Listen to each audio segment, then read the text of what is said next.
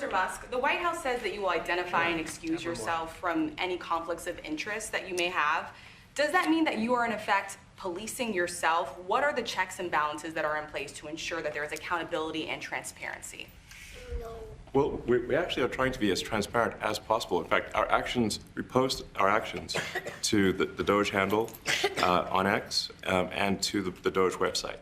So all of our actions are maximally transparent. In fact, I don't think there's been, I don't know of a case that where an organization has been more transparent than the DOGE organization.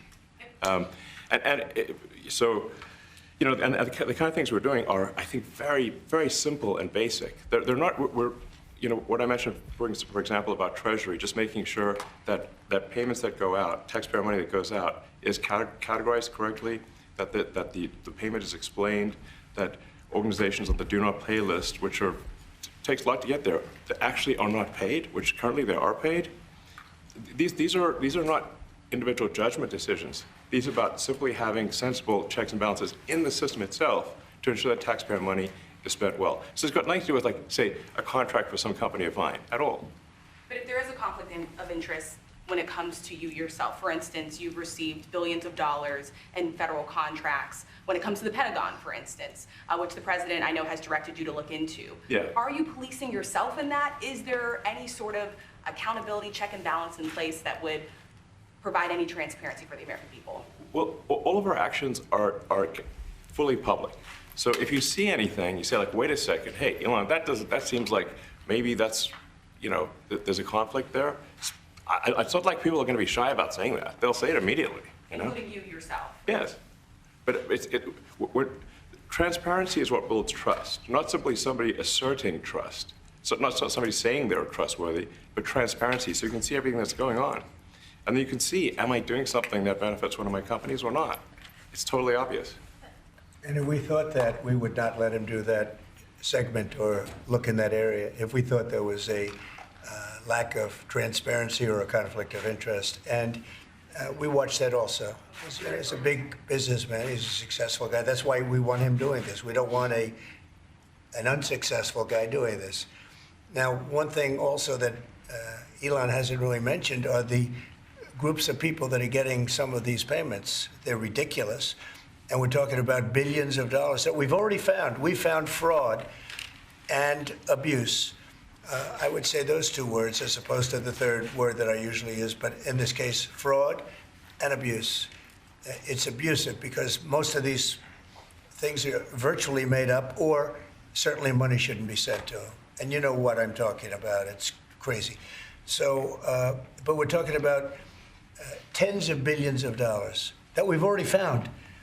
And now a judge who's an activist judge wants to try and stop us from doing this. Why? Why would they want to do that? I campaigned on this. I campaigned on the fact that I said government is corrupt. And it is very corrupt. It's very, very, it's also foolish. As an example, a man has a contract for 3 months and the contract ends, but they keep paying him for the next 20 years, you know, because nobody ends a contract. You got a lot of that. You have a contract that's a 3-month contract. Now, normally, if you're in a small, in all fairness, it's the size of this thing is so big. Yeah. But if you have a contract and you're in a regular business, you end the contract in 3 months. You know, it's a consultant. Here's a contract for 3 months, but it goes on for 20 years. And the guy doesn't say that he got money for 20 years, you know? They don't say it. They just keep getting checks month after month. And you have various things like that, and even much worse than that, actually, much worse. And I guess you call that incompetence, maybe. Yeah. It could be corruption. It could be deals made on both sides, you know, where the guy gets the money, he kicks. I think there's a lot of kickback here. I see a lot of kickback here. There's a lot of kickbacks. A tremendous kickback, because nobody could be so stupid to give out some of these contracts, so he has to get a kickback. So that's what I got elected for, that and borders and military and a lot of things, but this is a big part of it. And I hope that the court system is going to allow us to do what we have to do. We got elected to among other things, find all of this fraud, abuse, all of this horrible stuff going on. And we've already found billions of dollars, not like a little bit, billions, many billions of dollars. And when you get down to it, it's going to be probably close to $1 trillion. It could be close to $1 trillion that we're going to find. That will have quite an impact on the budget. And you'll go to a judge where they handpick a judge, and he has certain leanings. I'm not knocking anybody for that, but he has certain leanings, and he wants us to stop looking. How do you stop looking? I mean, we've already found it. We have a case in New York where a hotel has paid $59 million, $59 million because it's housing migrants, illegal migrants, all illegal, I believe. And they were being paid twice the normal room rate at 100% occupancy. Unbelievable. So it's a racket. Mr. Musk, can I ask a question? You Well, said if I may sort of just going for the president's comments, at a high level, say, well, what are the two ingredients that are really necessary in order to cut the budget deficit in half from 2 trillion to 1 trillion? And it's really two things: competence and caring. And if you add competence and caring, you'll cut the budget deficit in half. And I fully expect to be scrutinized and get a daily proctology exam, basically. Might as well just camp out there. So it's not like I think I can get away with something. I'll be scrutinized nonstop. But with the support of the president, we can cut the budget deficit in half from 2 trillion to 1, and then with deregulation, because there's a lot of sort of regulations that don't ultimately serve the public good. We need to free the builders of America to build. And if we do that, that means I think we can get the economic growth to be maybe 3, 4%, maybe 5%. And that means if you can get $1 trillion of economic growth and you cut the budget deficit by $1 trillion, between now and next year, there is no inflation.